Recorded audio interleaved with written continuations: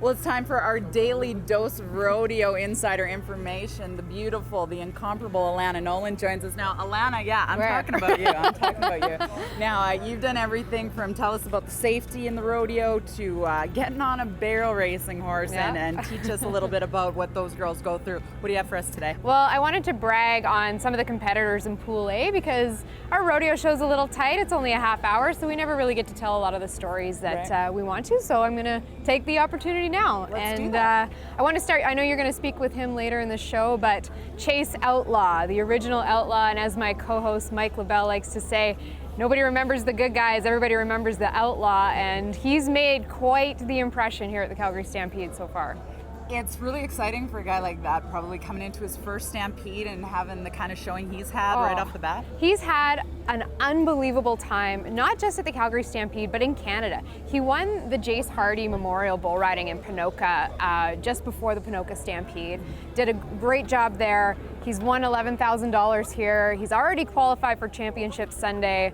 I can't see them stopping him. He's just unreal. And he's 22 years old and full of you-know-what and vinegar. Like he's just, we had our interview after day 2 and I said, how does it feel after, you've qualified for Championship Sunday? He's like, I'm gonna come out and win another $11,000 here. So 22 years old and a bull rider. Just watch him do it too. Now, who else is looking good in Pool A? Well, I want to brag on Brittany Posey because she's brought this 4-year-old colt to the Calgary Stampede, and anybody who's ever trained horses or worked with young horses understands what a feat that is. She told me yesterday that this horse, she took her to a futurity as a colt and won $100,000 on her there. So she decided to bring her to Calgary since she's pretty good at winning $100,000. So. Why not? Now, what, Alanna, would be the average age of a barrel racing horse that we would see regularly at the Stampede? A performance horse like this, and not just in the barrel racing, but in the tie-down roping, in the steer wrestling, the pickup man, the trick riding horses.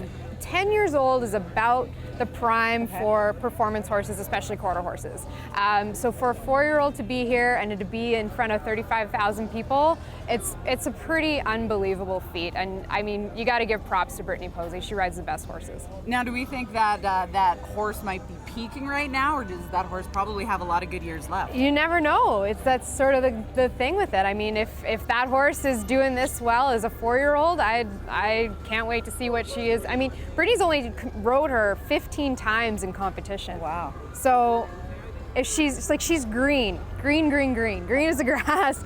So once she's seasoned, once she's traveled, I mean, I don't think there's any stopping that horse. That's exciting news for Brittany. Anyone else for us to keep an eye on for the last few days of Pool A? Well, watch in the tie-down roping and the steer wrestling because there's really no set winner or leader or favorite. It's been a really weird Pool A so far. We've seen a lot of no times. We've seen a lot of broken barriers, and it's anybody's game right now. And does a lot of that have anything to do with some of the new rules that the Stampede has brought in for the tie-down? It does, for sure. So in the tie-down roping, there is an unnecessary roughness rule, we call it, and it's when the calf comes off his feet. So if he's off his 4 legs, it's an automatic no time. Cowboy stops, walks away, doesn't rope, lets him go, whatever the case may be. We are seeing that quite a bit, and I think what the biggest impact it is because Calgary's such a quick start here. It's a short start. You don't have that big long arena that most of these arenas do have. And the guys are just trying to get out there as quick as they can. The one thing that we are seeing that they're trying to do is they'll, when they rope the calf, they'll take their slack and they'll run it right along the side of their leg. And what that does is that sort of brings this calf to his side rather than over backwards. So they're trying to absorb a little bit of that jerk back. That momentum, absolutely. And then run down the line, flank the calf, and then rope them as quick as possible. She's making me smarter every minute I spend with her. I'm having a great time so far with our rodeo insider, Alanna Nolan. Stay with us each day. She's going to give us a few tips and behind the scenes little tidbits for those of us who are just getting to know the sport of rodeo. And you and Mike LaBelle, of course, doing the Serve Pro Chuck show at 11 each night, as well as the rodeo at 11:30. Yes. Are you having any fun with that guy? Oh, it's a job. It's a tough job, but somebody's got to do it. We'll be back more with Cowboy Casino. Saddle up on Shaw TV in just a minute.